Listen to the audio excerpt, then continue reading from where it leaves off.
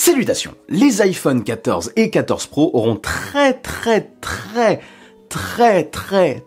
certainement une pilule et un poinçon. Ouais, les deux. Le poinçon servira apparemment à renfermer la caméra frontale et la pilule tout le système de reconnaissance faciale Face ID. Un système donc en forme de i que le constructeur s'amusera très certainement également à utiliser en écrivant iPhone avec le poinçon pilule en mode i, dans des trailers de présentation ou dans des pubs. C'est un peu tentant pour eux quand même. L'iPhone 14 classique, qui sera accompagné de l'iPhone 14 Max, devrait quant à eux conserver l'encoche qu'on a actuellement sur la gamme d'iPhone 13 et d'iPhone 13 Pro. Dans des récentes vidéos et même depuis la sortie de l'iPhone 10, donc vidéo qui date de 2017 à peu près sur la chaîne, les tout débuts de la chaîne, et bien là je vous disais que selon moi l'encoche allait fondre progressivement jusqu'à disparaître totalement. Je trouvais ça logique, je pensais que c'était une stratégie intéressante pour Apple. Ouais, ça fait 5 ans que je pense à ce truc, je suis un petit peu taré moi. Du coup l'encoche est restée telle quelle et a commencé à fondre à partir de l'iPhone 13. Ouais, elle s'est un petit peu réduite, et un petit peu rallongé quand même, légèrement. Du coup, ça déborde sur les vidéos 18/9e. Donc selon moi, la disparition de l'encoche est enclenchée, et elle va fondre au fur et à mesure des nouvelles versions de produits, et va finir par totalement disparaître. Et ce, je pense, dans une poignée d'années. Et vous savez quoi? Ça tombe bien parce que Ross Young, toujours très bien informé en général, a lancé une petite feuille de route des potentielles évolutions de cette fameuse encoche, poinçon, pilule, etc.,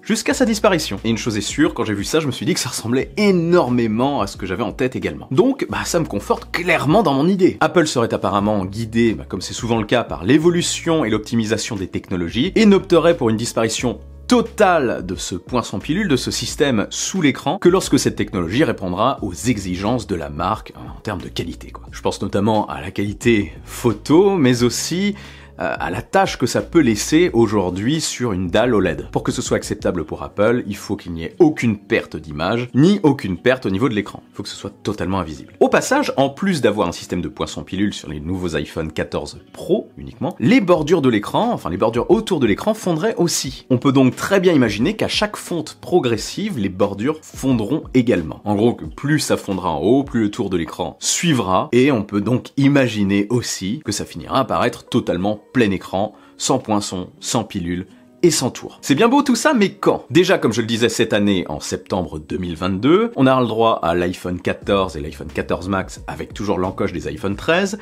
et aux iPhone 14 Pro et 14 Pro Max avec ce fameux système poinçon-pilule. Selon la feuille de route de Ross Young, qui est aussi celle que j'ai en tête, franchement, tous les iPhone 15 et 15 Pro en 2023 devraient avoir le système de poinçon-pilule. Là, ça sera la fin de l'encoche sur les nouvelles générations. Ça se tient totalement. On peut d'ailleurs imaginer au passage, ça c'est moi qui l'ajoute, un redesign complet au dos de l'iPhone, parce qu'on partira sur un nouveau cycle de 3 ans. Genre pas d'objectif qui ressortent, parce qu'apparemment sur les iPhone 14 Pro et les iPhone 14, ça sera le cas, ça ne sera pas un châssis tout plat, ils ressortiront encore, et même sur les modèles Pro, ils seront encore plus gros. Le bloc photo sera encore plus proéminent, aux dernières nouvelles en tout cas. Ça c'est pas cool, surtout pour le chargeur double MagSafe. Adios. Enfin, adios pour le 14 Pro classique. On continue, en 2024, on répétera certainement le schéma de cette année. C'est-à-dire, les iPhone 16 classiques conserveront le système poinçon-pilule, et apparemment, les iPhone 16 Pro et Pro Max n'auraient plus qu'un poinçon, ils perdraient la pilule. Donc la fonte continue. Parce qu'apparemment, donc en 2024, Face ID pourrait être mis sous l'écran, la technologie serait assez mûre pour ça, sans qu'il y ait de perte de qualité de cette technologie. Ouais, c'est peut-être plus facile à faire sans perte, juste avec ces fameux capteurs, que de mettre tout de suite la caméra sous l'écran. Peut-être qu'Apple estime que d'ici 2024, la caméra sous l'écran ne sera pas encore totalement au point. Enfin, ne rentrera pas dans leurs critères d'exigence habituels. Donc, à ce moment-là, au niveau du poinçon seul, on peut imaginer un nouvel amincissement du tour de l'écran. Encore un petit peu plus. Ça, c'est ma théorie perso, encore une fois. On continue dans l'avancée dans le temps. En 2025, dans 3 ans, on pourrait donc continuer dans cette logique avec des iPhone 17 et 17 Pro avec simplement un poinçon et Face ID sous l'écran pour tous les modèles. Et 2026, donc avec l'arrivée de l'iPhone 18, ouais, ça nous pousse loin, eh bien Apple proposerait pour la première fois son iPhone full screen, l'iPhone 18 Pro et son ami, son petit collègue, l'iPhone 18 Pro Max. Les iPhone 18 classiques, eux, devraient conserver le poinçon cette année-là. Donc 2026, intégralité des capteurs sous l'écran pour l'iPhone 18 Pro, peut-être le tout premier iPhone plein écran d'Apple. Et si on continue dans cette logique, l'année suivante, pour les iPhone 19, donc en 2027, eh bien, tous les modèles devraient être full screen. Et possiblement sans objectif qui ressortent au dos. Donc on pourra peut-être se retrouver avec une dalle d'un seul tenant. Je pense que le chargeur aura déjà totalement disparu, ça se rechargera uniquement en MagSafe. Donc on aura un produit, une sorte de dalle bien lisse un petit peu partout. L'iPhone 19, ouais, on a clairement le temps. Donc on sera définitivement au bout du smartphone. La fin du smartphone, dont je vous parle depuis un moment. Enfin, son apogée, son aboutissement total. Seule la puissance et la qualité photo feront la différence, en fait. Est-ce que ça sera suffisant pour donner envie de changer? Je ne sais pas. C'est pour ça qu'il se dirige peut-être vers aussi une stratégie axée vers les services, pour gagner de l'argent d'une manière différente. Ce qui est amusant, c'est que ça coïncide spécialement avec l'arrivée d'un autre produit potentiel d'Apple, sur lequel il se dit que Apple travaille depuis un moment, c'est les fameuses lunettes de réalité augmentée. Elles sont attendues pour arriver entre 2025, je trouve ça un petit peu tôt quand même, 2026 ou vers 2027. Pile quand on sera arrivé au bout des dernières grosses évolutions de l'iPhone. Je parle des lunettes de réalité augmentée, attention, je ne parle pas du casque hybride VR-AR, plutôt domestique, dont je vous ai parlé dans une précédente vidéo que je mets dans la description, je reprends mon souffle.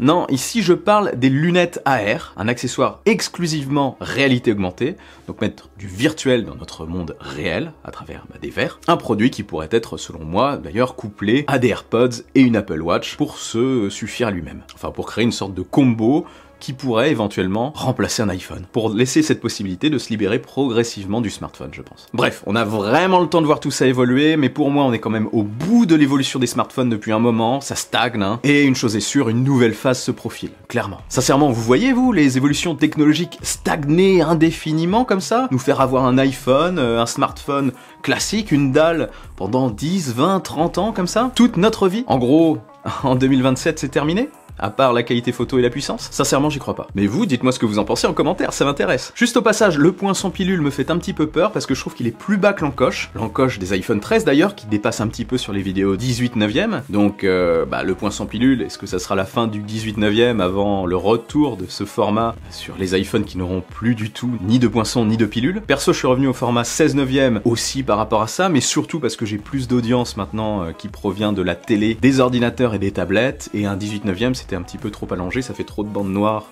en haut et en bas de l'image, donc je suis revenu à un format plus classique. Bref, je blablate, avant de partir, n'oubliez pas le bon pouce en l'air qui claque, l'abonnement qui fait plaisir. Je suis aussi sur les réseaux sociaux, sur Twitter, sur Insta, et aussi sur TikTok. Je m'amuse en ce moment, je fais un petit peu n'importe quoi, j'ai une sorte de délire. Ça va peut-être s'arrêter, hein, je vais peut-être me lasser, mais allez voir si ça vous intéresse. C'est toujours Alex Reframe, des petits trucs au feeling. Bref, vive la technologie, vive le futur, et surtout, c'est important, n'arrêtez jamais de rêver.